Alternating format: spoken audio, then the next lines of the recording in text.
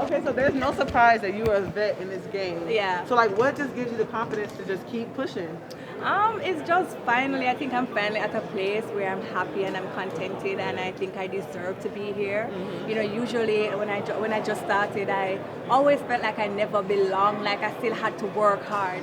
And then I finally got to a place where I accepted who I was and just realized that I have a gift and a talent, and I want to enjoy it. I want to enjoy the moment. I want to have fun, and it shouldn't be as a result of if I'm doing well or not. It's just coming out here and representing, and it's a blessing to be able to compete up to this stage of my career. It's a blessing to have a child and to come back. It's a blessing to be 35 and still winning medals. So why not have some fun with that?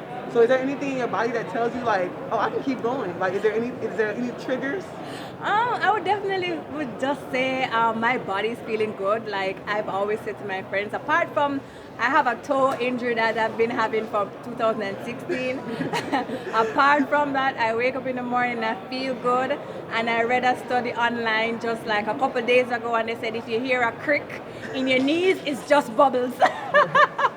How do you Just bubbles. how do you overcome Feeling good. how do you overcome that toe injury and keep on fighting to the end?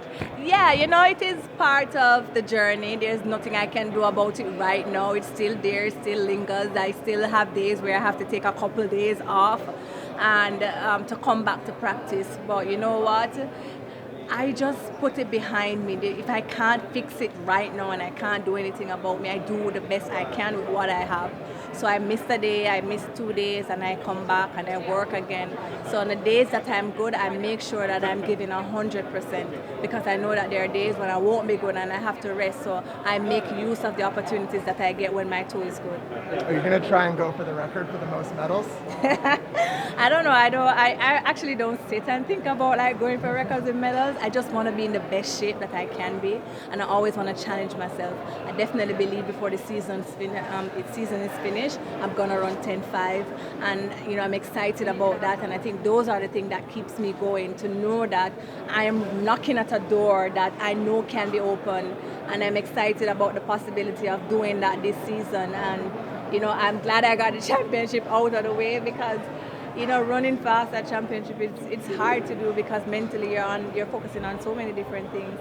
But yeah, I'm definitely looking forward to running faster. 3 times you and I have spoken, and you've always mentioned Zion in our conversations. In Kenya and here, you've spoken twice. Just how important is the role of your son in your life? It's important, it's something that I can't escape.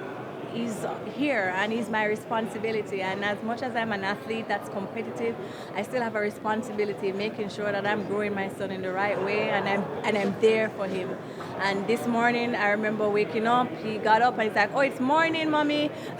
And I still had to get up and make him some tea even though I was running this evening, because it's my new normal. It's the way I have to balance my life, and I enjoy the moment because it definitely takes my mind away from competition for a bit and just get me to just focus and to enjoy the moment with my son. And then when it's competition time, then it's competition time. You had a great moment with Dina the other day. Yeah, and cousin Dina. Well, so there are athletes that you compete with and against with Jamaican roots from all around Yeah. the world.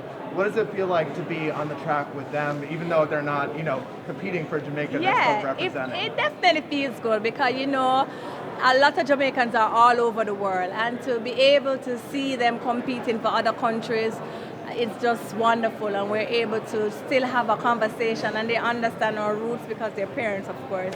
So they understand, and they understand how we speak, and we're able to have a conversation. We have some fun times, and I'm really excited about that because I consider us one. If she wasn't representing Great Britain, I'm sure she'll be representing Jamaica. So it feels good to know that all over the world there is some heritage there in terms of Jamaican legacy. How do you feel about the silver medal tonight? I must say that we wanted to have that gold medal, and we were definitely aiming for trying to get that world record because we believe we have the team capable of doing that. But again, we got a silver medal. It could have been worse, our stick could have been on the ground and we wouldn't have gotten anything at all. So we live and we learn, and we are grateful for the silver medal, and we use it just as a stepping stone to the next one. Sorry, go ahead. I was hoping that we all were going to the Commonwealth Games and we'd have one more chance at it, but we're all not, most of us not going, so we fight another day, hopefully. Yeah, just a couple of days ago, you mentioned that you hardly practice for 4x100 meters. Is this one of the things that has affected maybe? I definitely think it's one of the things that affects us as a country in terms of our relay practice, because we don't have relay camps. We don't do relay camps. I'm hoping one day our federation will decide to do it, and we'll try and make it happen, but we don't. And it was very difficult to do here since all three ladies were doing the double as well. So it was difficult. So we relied on our experience and the fact that we ran the team from the second to the anchor the exact way we ran it last year. Different hairstyle today? Every day, every day. Thanks so much, Shelly. Thank you.